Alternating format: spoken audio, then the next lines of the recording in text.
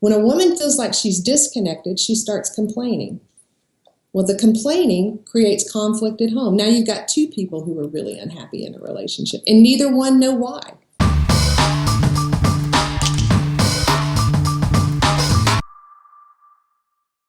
Hi, I'm Peter Kowalke, and today I'm here with Kim Bowen of The Marriage Place. Let's talk about being emotionally alone. You know, one of the things that we often see are women who are, you know, their partner has checked out emotionally. You know, they're not feeling seen and understood, and there's just not that connection between the couple anymore.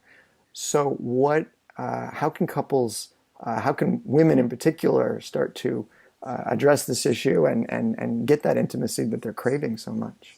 They are craving. I'm glad you used that word. They are craving emotional intimacy. One of the things that we women are particularly bad about is when we want something, we turn that wish into a complaint. I wish you would come home and spend more time with me is you never come home. You're never here when you say you're going to be. You work too much. You don't spend enough time with the kids. Why don't you do that? You know, and so oftentimes a man doesn't know how to respond to that other than to be defensive. It raises the defenses up. And so I tell women a lot, drop the complaint and focus on the wish. So that looks like, hey, you know, it's really important to me to know when you're going to be home. And so I really would love it if you would give me a phone call, you know, as you're leaving work. So instead of this is the same idea, but instead of it coming out of something negative, something they have to do, something that has repercussions, instead you're making it a gift opportunity for the partner. Because if they can deliver on this, then they're giving their partner something. It's neither mandatory nor is it a negative thing. Then basically, and that's so important.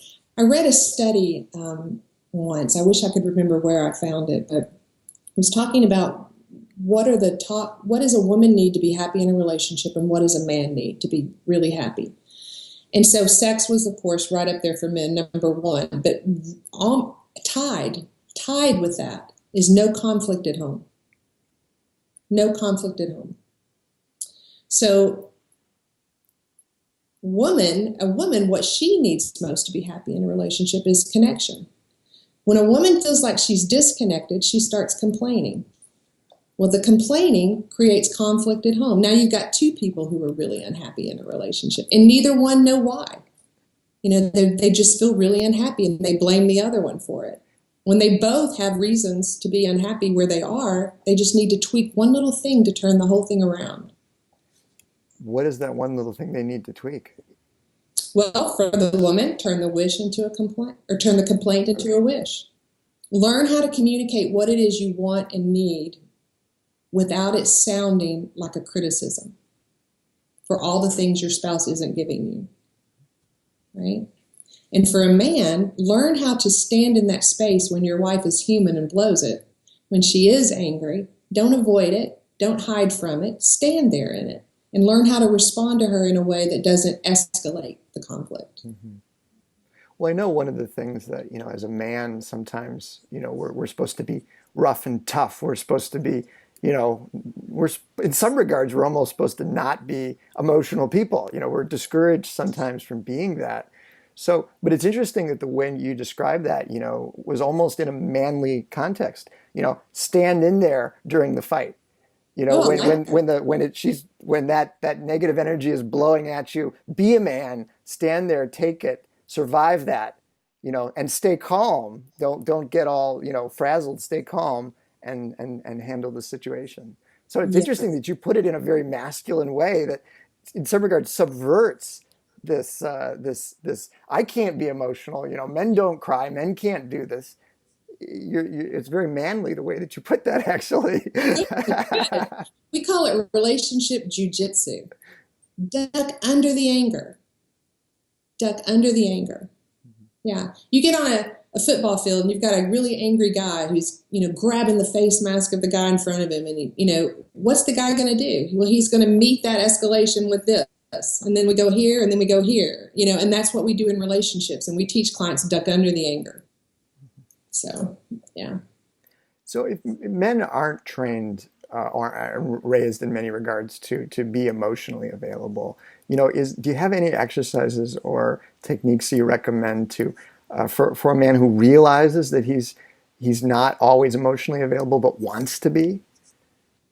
Yeah, that's a great scenario to talk about today, because we see that probably more than any other situation for men that come in. And kudos for those for recognizing they're not emotionally available. That's step one, right? And so step two is figuring out, really focus on the fact that this isn't about fixing the problem. Your spouse does not need you to fix anything. They want to know that you care how they're feeling, that you understand that they're upset. And so if you can just tie into that emotional response, that knee-jerk reaction, that whoosh, and subdue that, and stand there with her. I had a guy tell me just yesterday, and he said, all I've got to say in these moments is, I'm sorry. And his wife turned to him, and he was looking at me. She turned his face to her, and she said, that's enough. That's all I want. I'm smart enough and capable enough to fix my own problems. And it was a beautiful moment to watch between them. Oh, so, yeah. So the exercise is calm yourself down and try physical support as well with your spouse. A hug. Honey, come here. I'm so sorry. Put your arm around her. And maybe that'll help calm you down to be able to respond to her more appropriately. One more question around this idea of being emotionally unavailable. One issue that I often see is the busy professional, or even more the person who's not only working long hours but might be traveling, because there's a lot of frequent travelers, especially high up on the corporate ladder. They're moving around all the time, and that means they're not physically there. They might even not have much time to give their partner. That can create a emotional unavailability. So yes. How does a couple deal with something like that when just time literally is not on their side very much? Mm-hmm. Well, because we do live in a society now where there's so many different ways to connect, you can get creative, right? So a text here and there during the day. You can be in a business meeting and text your spouse or your partner and say, hey, thinking about you today. That can go a long way. Skyping at night when you're out of town or out of touch with each other on a physical basis kind of brings you closer, brings you in. Use the technology, but use it in a way that works for you. Yeah, I just surprised my partner recently. I stuck a little love note in her purse as she was walking out the door. She went in the bathroom, just quickly stuck the note in, and then when she went out, she didn't find it for 3 days, but it almost blew away. But when she found it, it was random. It was right there, and it just made her day. Yeah. So yeah, it's really it's an important part, is keeping in touch with your spouse. Well, thank you so much for taking the time to talk with me, Kim. I really do appreciate it. You have in addition to coaching that you do worldwide with with clients. You also do a retreat, a breaking free workshop that deals with emotional baggage, which is something that lots of couples struggle with.